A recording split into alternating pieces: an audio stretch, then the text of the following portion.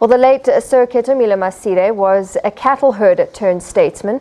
As president of Botswana from 1980 to 1998, he helped to solidify his country standing as one of the most thriving nations in Africa.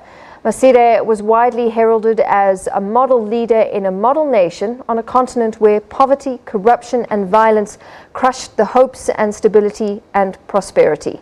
For more on this, SABC News spoke earlier to Izak Khomo from SABC Channel Africa. He was not a loud person.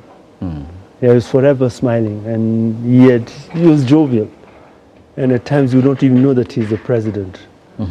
But I think for the most serious ones, they would actually remember him for the peacekeeping efforts that he was involved in.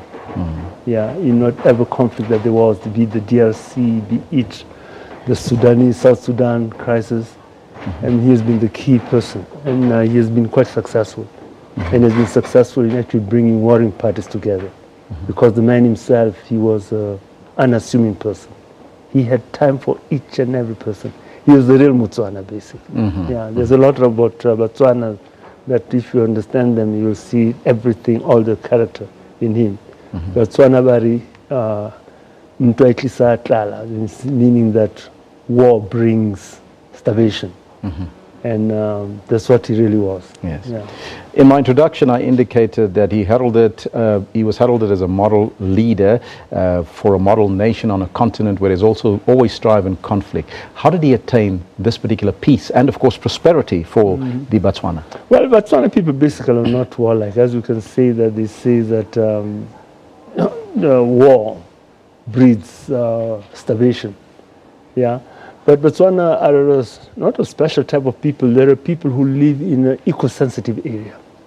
And all people in the African continent or even in other countries who live in eco-sensitive areas, they got properties that you find among the Botswanas. And one of the biggest properties is conflict resolution. The second property of people who live in eco-sensitive areas, places like Botswana where it gets less than 500 millimeters of rain per annum, is this, that they can look after resources. Botswana, they get about 30 millimeters of rain, not 30 millimeters, so 30 days of rain per annum. And that will be about 500 millimeters.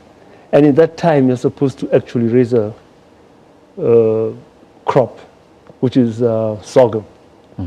But now with that crop, you've got to make sure that it's going to last at least for 2 years, because you're not going to be sure about next year's rain. So Botswana generally, they look after resources. Yes. And that's why people say that these people are mean and anything else, but no, they're not. They're thrifty. And so that's what the man really was. That's what he depicted. Yeah. And that's what Botswana really is. Botswana has got foreign exchange resources which could actually sort of take Botswana through anything without even earning for 2 years. It's even stronger than the rand. And the pool is stronger than the rand. And they're thrifty. They look after tomorrow, not after today. People who come from places with heavy rainfall, be it the DRC, the eastern coast of South Africa, they're reckless. How did Sir Ketumile Masire get the title of Sir? Well, you get a title of Sir by being knighted by the Queen. You don't give it to yourself.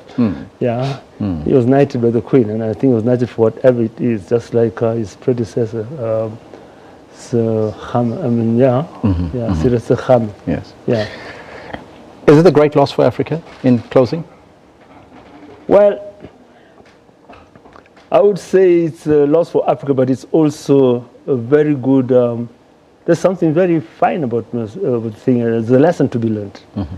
You see, Sir Ketumile Masire, he ruled Botswana for 18 years, but nobody has called him a despot. Yeah. And again, you find that in his time is the time when Botswana was actually developed. The ideas were there with Sir Ketumile Masire, but it was in his time that Botswana was actually built.